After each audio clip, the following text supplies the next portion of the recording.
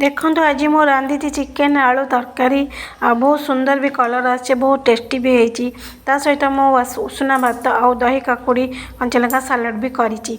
तो चलते स्टार्ट करवा वेलकम कर मो यूट्यूब चैनल को। तो आपण मैंने जब नुआ होते मो चैनल को सब्सक्राइब करेंगे, लाइक करेंगे, कमेंट करेंगे, शेयर करेंगे।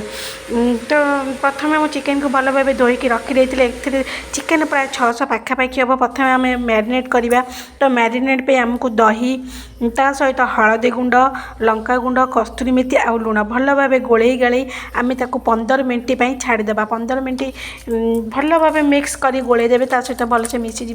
तो 15 मिनट छाड़दे। 15 मिनट हवा भितर आम अलग प्रोसेस करवा। तो चलतु आम मु आलू नहीं बड़ बड़ 4टा ता सहित पियाज 2टा नहीं। मु बहुत कम तेल मसला रोसई करे, देहपाई भी भल तेल कम मसला रोसई कले। आलू मुझे बड़ बड़ साइज काटी देती। आप हिसाब से बड़ बड़ काटिले बहुत टेस्ट आसे। पियाज टमाटो भी काटी देती। तो गैस ऑन कर पैन में सोरिष तेल देती। सोरिष तेल में आलू किसी पकईदेली। आलू काटिक रखी पकईले आलू को आम 5 मिनट खंडे भाजीदेवा लाल हवा पर्यंत। आलू भाजी होगले गोटे जगह को बाहर करदे।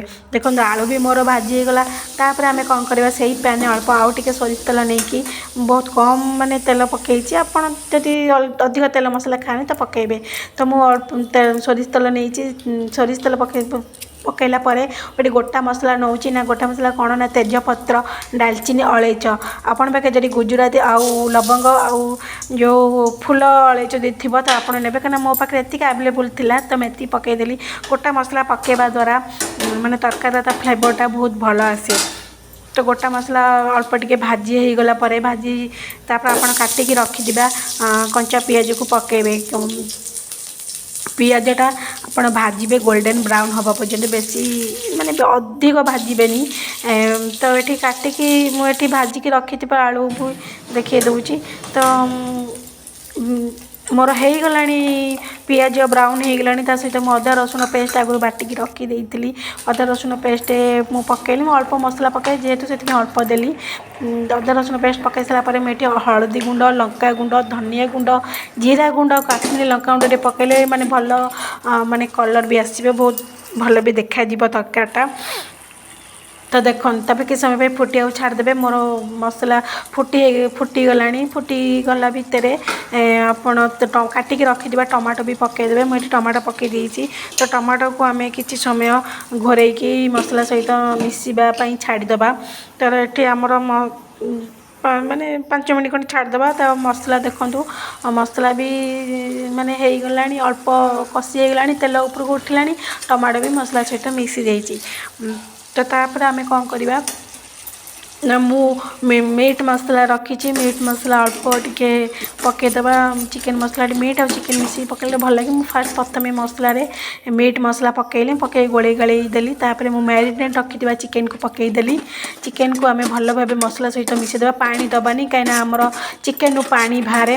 तो भल भाव गोले देकी आम 10 मिनट खंडे 5-10 मिनट खंडे घोरईदेवा। मझे आप मझे आपण माने आसिक चेक करथिबे कसुथिबा नले नागिजिव तल। तो देखो मोर एपटे चिकेन भी दर सीधा भी हो गला। तो मु भाजिकी रखी आलू को भी आम पकईदबा। कहीं चिकेन पूरा फिटी अधिक फिटी गले आलू जी न पकईबा आलू भी टिके कंचा रही। तो आलू भी मझे पकईबे कहीं फास्ट प्रथम आलू पकईले से भजा आलूटा फिटिज। तापर मु स्वाद अनुसार लुण पकईली। तादेह मीट मसला भी आगुरी पकईले चिकेन मसलाटा पकईली। तो 2टा कंचा लंका आप राग हिसाब से कंचा लंका निहाती पकईबे कहीं बहुत भल लगे। चिकेनटा आमर आइंस गैसटा अधिक हुए। तो आइंस गैस कटियापाई मुझे सोया ससटा यूज करें। आपने सोया सस निहाती यूज करेंगे। तो देखिए थे रांधिकी तो आइंस गैसटा तार हेनी। तो देखो मु घोरे घारेकी तापर आम कि समय घोरईदबा 5-10 मिनट मझे मझे आसी गोलौथिबा। मोर चिकेन भी हो गला सीझीगला। ता सहित आलू भी सीझीगला कषा कषि। तापर मुझे पानी गरम करी। पानी भी गरम करी मु चिकेन देदेली। झोल भी फुटीगला। मु गोटे चामच गरम मसला गुंड देकी भलसे घोरईदेली 2 मिनट पाई। तापर होगला प्रस्तुत होगला आमर चिकेन आलू झोल। तो आपण मन केमी लगे मो वीडियो आउ मो रोसई। तो आपण निहाती कमेंट द्वारा जनइबे। रही जय श्री जगन्नाथ।